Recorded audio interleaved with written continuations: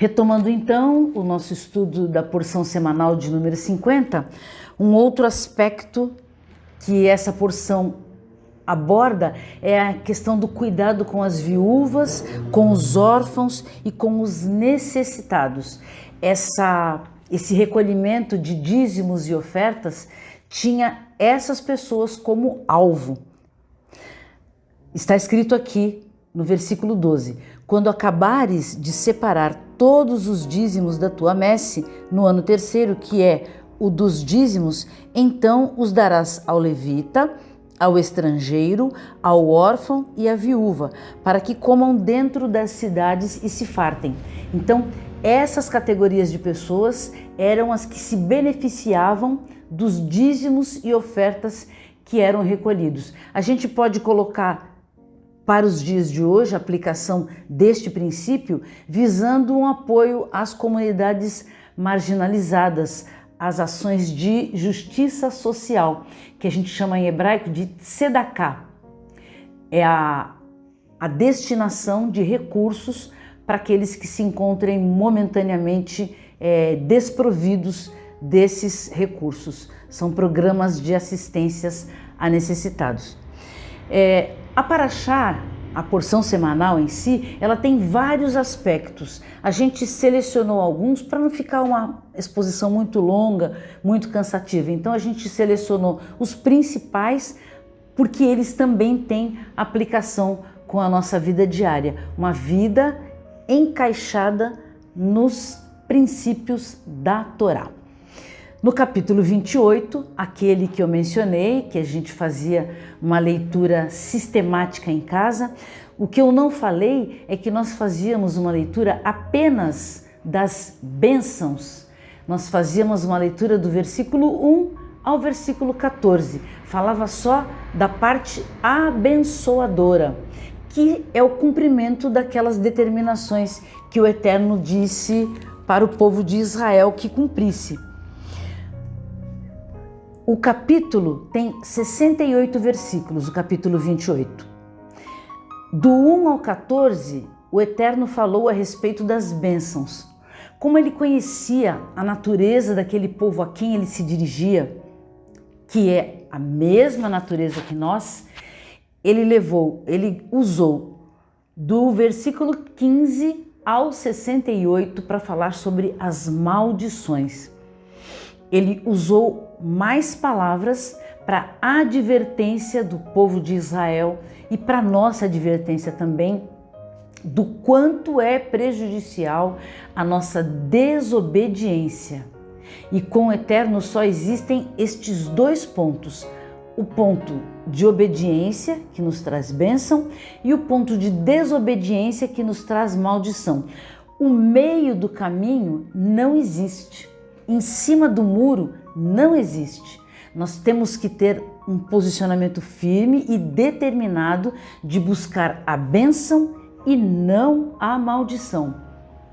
A bênção obedecendo.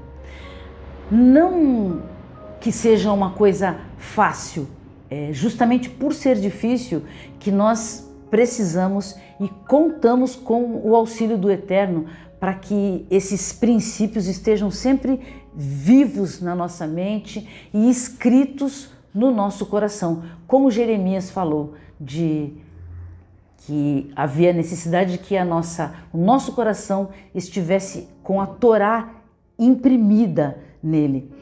E essa preocupação do Eterno em usar mais texto, mais palavras falando sobre as maldições, ela é realmente um alerta que nós estamos mais propensos a desobedecer do que a obedecer, lamentavelmente. Essa é uma característica que nós temos e que lutaremos contra ela em todo o tempo em que estivermos com vida, porque ela tem a tendência de se sobrepor à nossa obediência. No capítulo 29, a gente vê aqui que existe também uma renovação da aliança que o Eterno fez com o povo de Israel, justamente pelo que a gente falou lá no início, na apresentação do estudo. essa geração não conhecia os milagres e as maravilhas que o Eterno fez. Ou eles não existiam ainda, ou eram muito pequenos. Então, eles não tinham a noção daquelas coisas vividas pela geração anterior na travessia do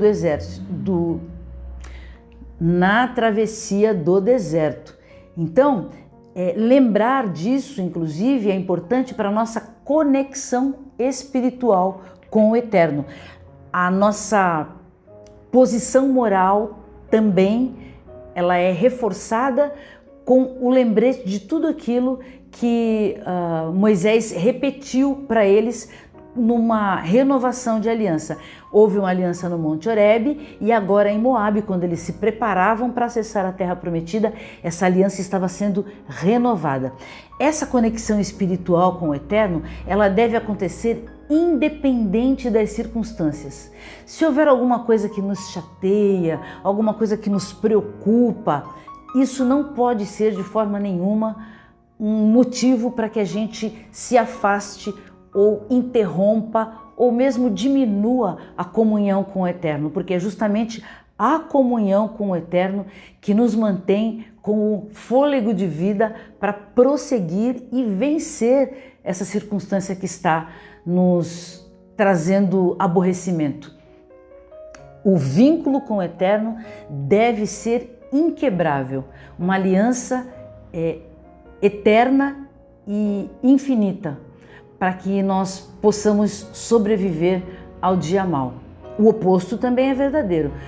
Um acontecimento muito bom que nos deixa muito felizes, muito contentes, às vezes pode ser o causador da nossa, como é que se chama? O nosso baixar a guarda. A gente diminui a intensidade da oração, diminui aquele fervor que a gente tinha, porque aconteceu algo que nos deixou muito contente.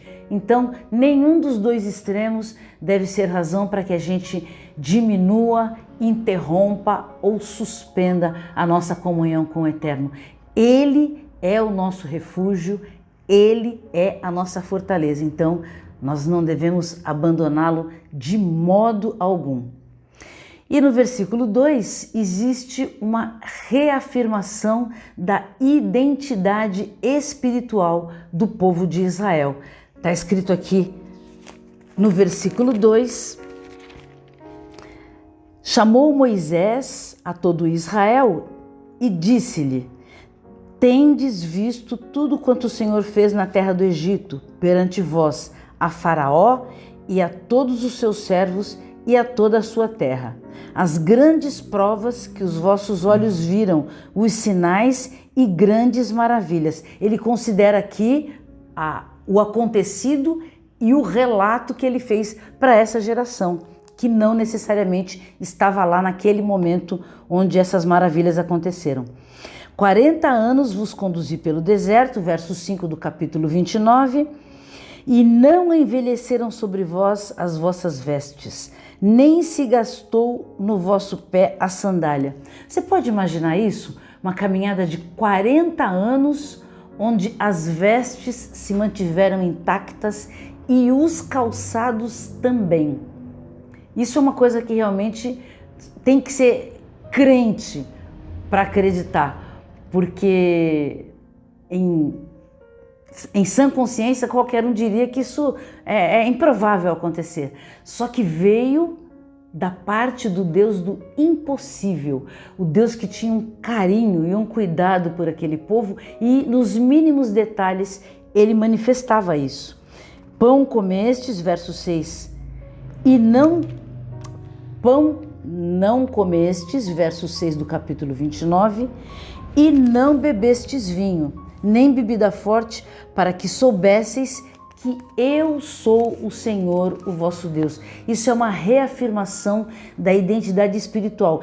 Eles estavam sendo lembrados que a dependência deles era apenas do Deus eterno. E aqui ele dá uma pincelada na questão da idolatria, que é um pecado que ele abomina. Reafirmando aqui, Eu sou o Senhor, o vosso Deus. E esse é um lembrete que serve também para nós, aqueles que saímos da escravidão do pecado e que agora estamos na completa e total dependência do Deus eterno e apenas dele. Não é necessário mais nenhuma interferência além do Deus eterno. E agora nós podemos contar com o nosso intercessor Yeshua HaMashiach, que está à sua direita, intercedendo a Ele por nós. Isso é muito bom, isso é muito bom. A gente pode até passar por alguns momentos de tormenta, por alguns momentos de turbulência, mas quando a gente lembra que há um intercessor fiel, que há um Deus do impossível olhando por nós, isso fica mais fácil de ser digerido. Eu vou passar para a Haftarah, mas vou fazer isso no vídeo 3. Nos vemos já já.